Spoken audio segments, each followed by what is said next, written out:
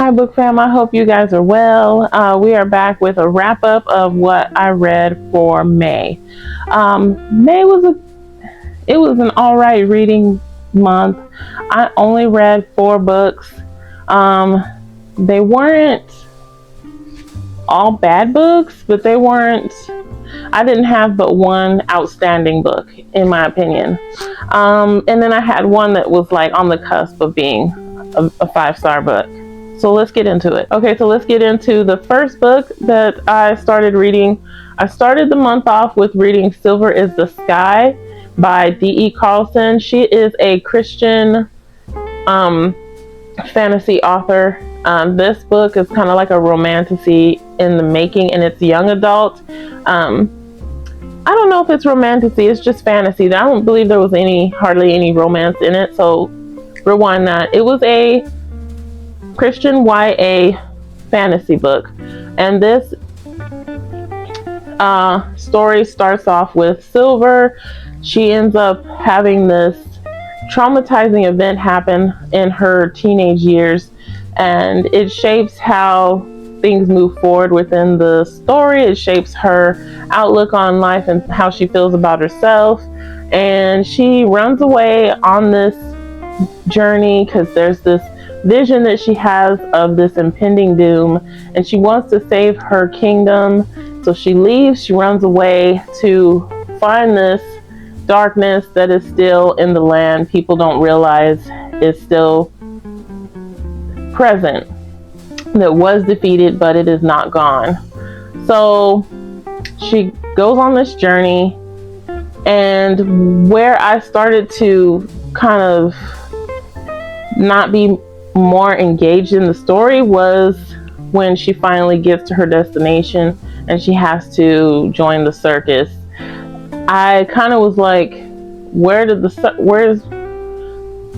the circus involved in this at all? And I kind of started to lose my attention, and I needed like an assistive reader to help me. So I gave that book a 4 stars. I could see that the author was going somewhere with the story. Once I stepped out of it and I started thinking about it them being more than a circus, started using it like a metaphor. I think she's really putting on page a metaphor for the times we're in today.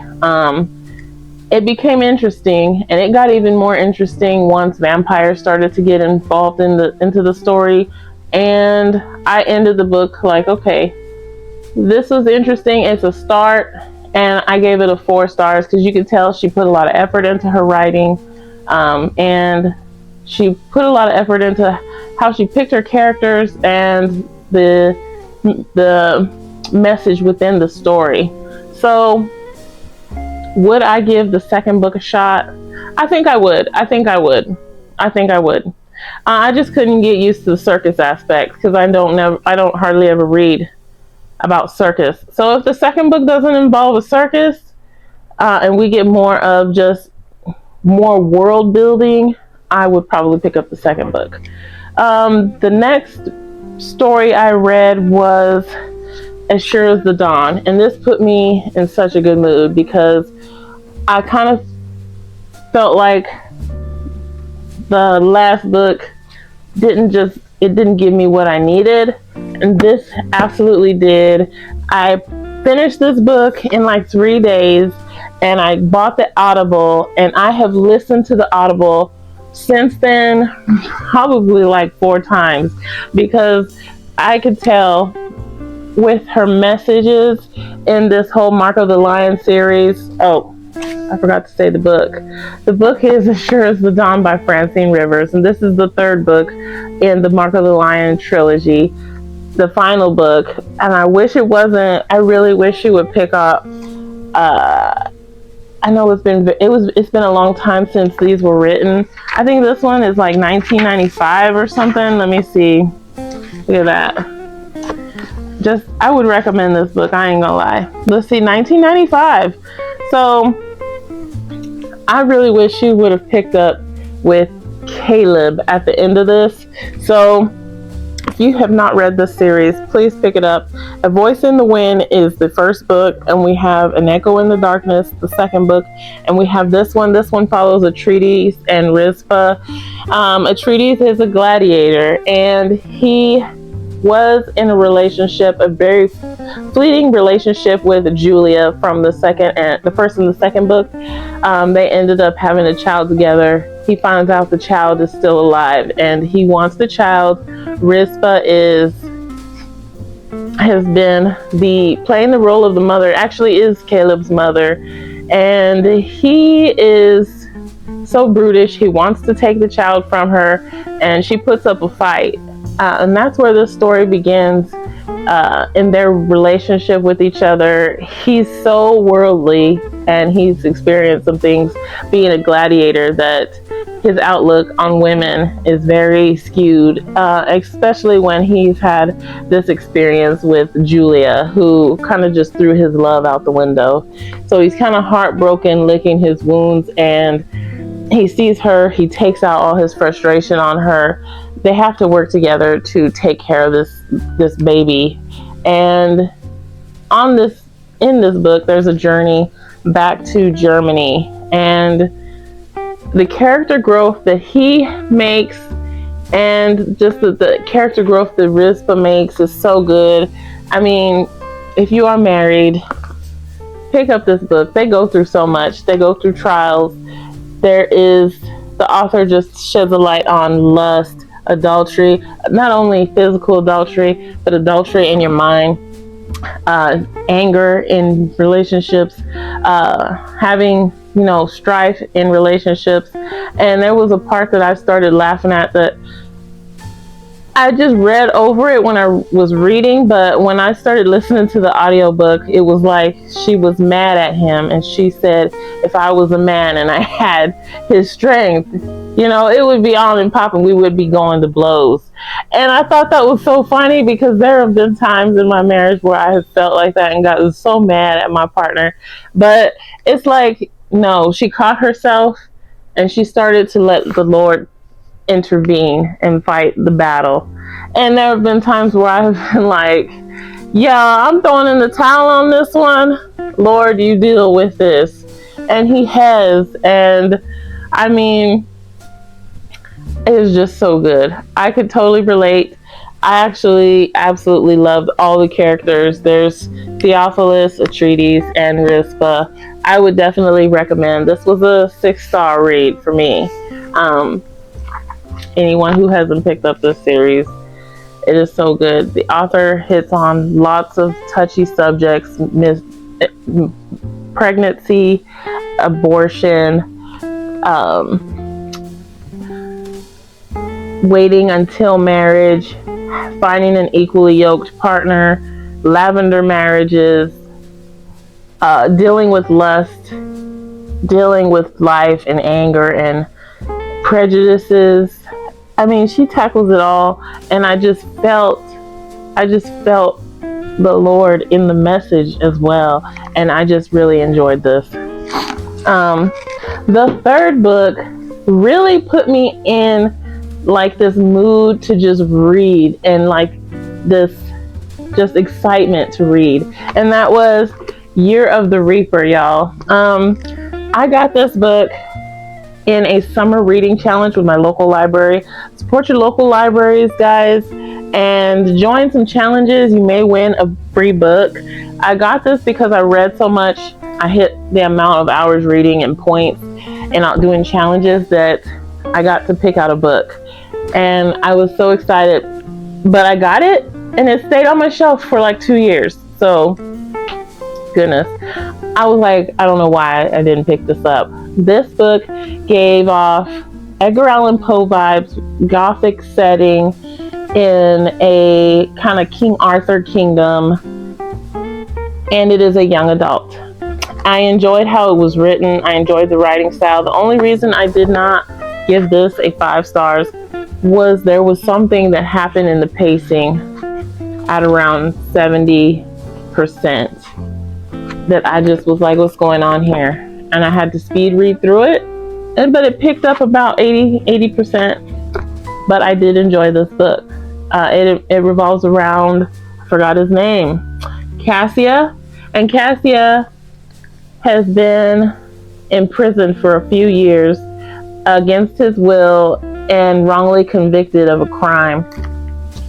And there's also this aspect of there's a plague riddling the kingdom, almost like what is it, the Black Death, and the poem or the short story by Edgar Allan Poe. And there's this Man in the Iron Mask vibe where there's a mystery, there's an assassin that's giving you these little crumbs to solve who they are, and they want you to know who they are. And this mad scientist in here, and I ate that up. I lit candles in here just to smell like just a cozy vibe. I turned on violin and cello together with rain sounds, and I flew through this book. I think this book took me like 2 or 3 days to read. I thoroughly enjoyed it, but the pacing is why I didn't give it a 5-star, but it's still a good read. I would recommend this book. The last book I read, it is two of these books, I forgot to say, 2 of these books were ARC reads, and that was Silver is the Sky by D.E. Carlson and Birds of a Feather by Kate Stewart. I have read the books. It has been quite a while since I read like the first 3. I picked those up, and then I kind of liked the first one, didn't really care for the third one. The second one was okay, but One Last Rainy Day had me really emotional. I think that was my favorite out of all of the books that she's written. But these are on the explicit side, y'all. So if you are on a journey, you don't want to read the stuff like explicit sexual content on page, these might not be for you. I had a very hard time because I am on a journey where things have changed for me. I don't really want to read all that in my stories anymore. I'm not a saint, but I try to avoid it as best I can. And I really try to fly past the scenes in here and skip some things, but there's a lot in here. And this one I believe is on the darker side of all of them, because it involves Tyler.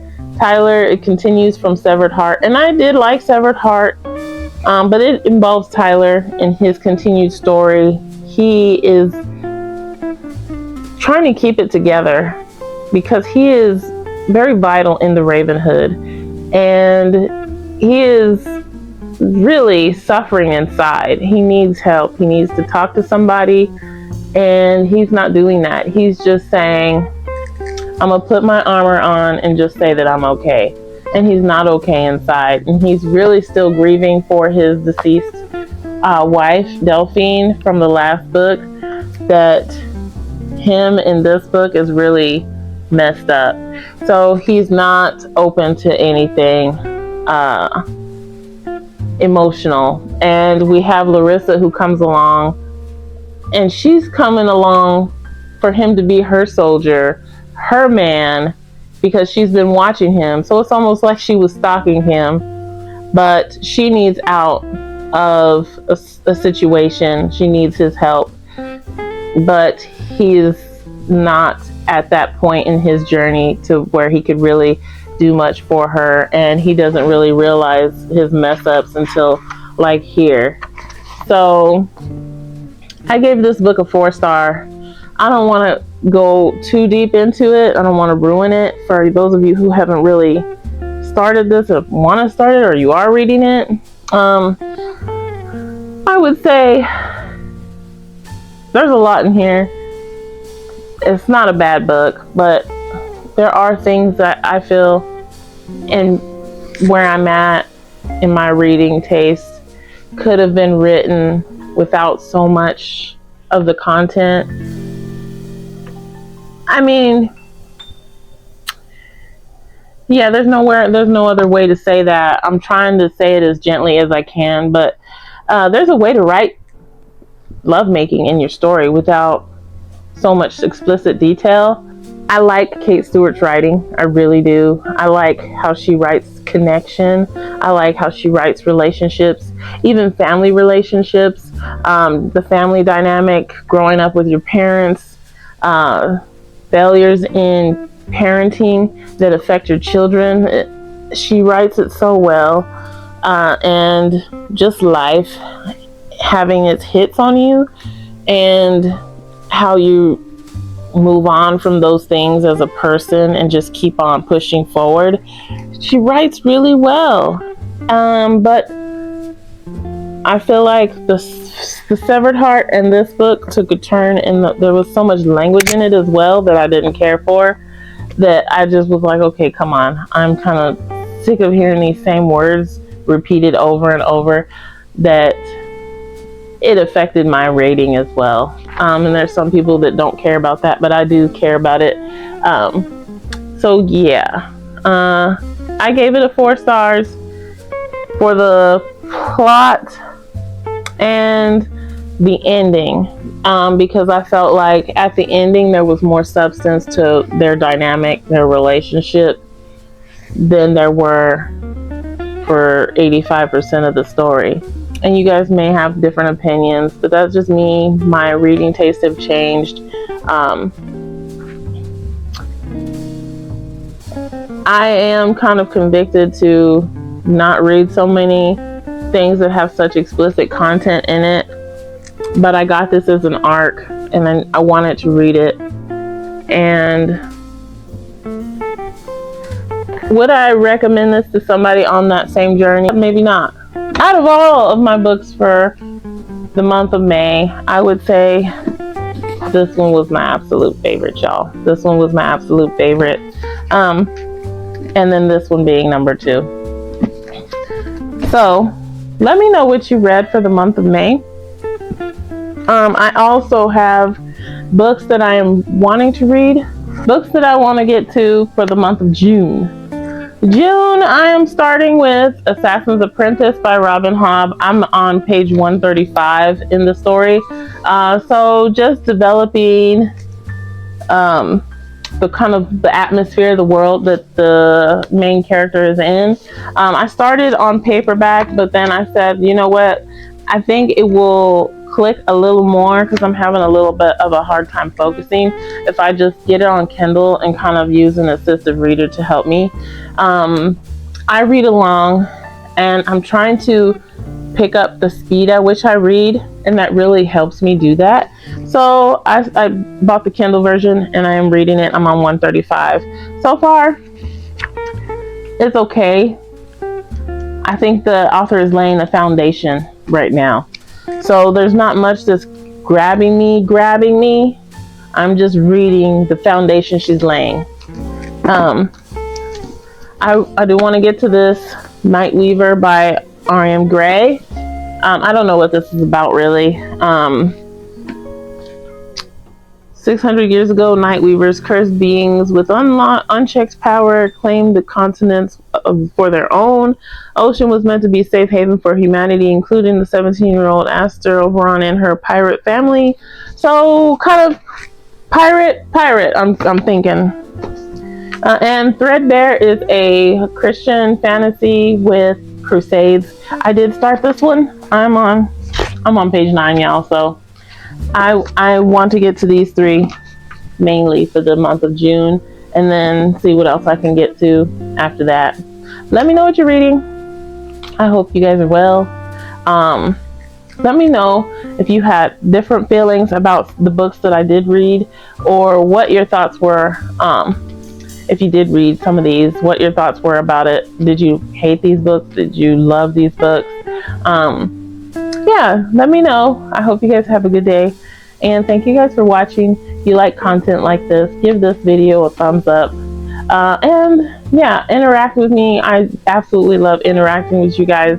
I will definitely respond to your comments, so interact with me, and leave similar books if you had any that you enjoyed that were similar to the ones that I recommended or that I reviewed.